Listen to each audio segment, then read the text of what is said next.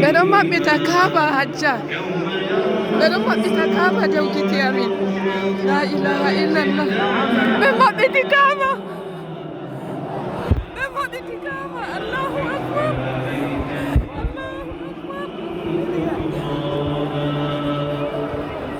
ɓe maɓɓiti kaaba. La ilaha illallah. ɓe maɓɓiti kaaba,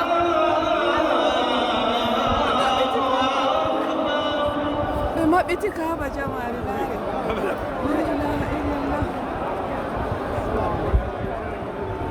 لا إله إلا الله. لا إله.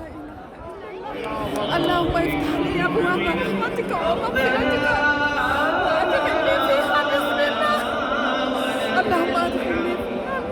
الله أكبر، الله أكبر، الله أكبر، الله أكبر، الله أكبر.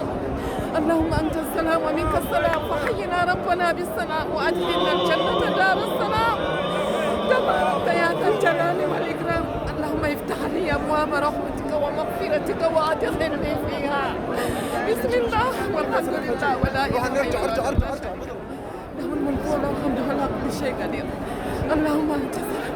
اللهم افتح لي، اللهم افتح لي أبواب رحمتك ومغفرتك. اللهم إنك عفو تحب العفو فاعف عنا. اللهم إنك عفو تحب العفو فاعف عنا. اللهم إنك عفو تحب العفو فاعف عنا.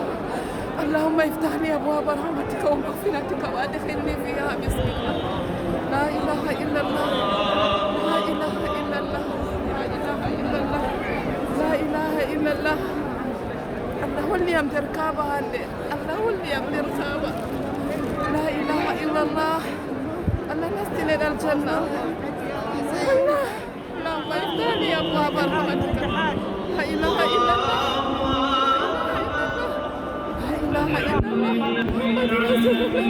ɓe maɓɓiti kaaba jotta min ɗo dari laara nder mai. La ilaha illallah.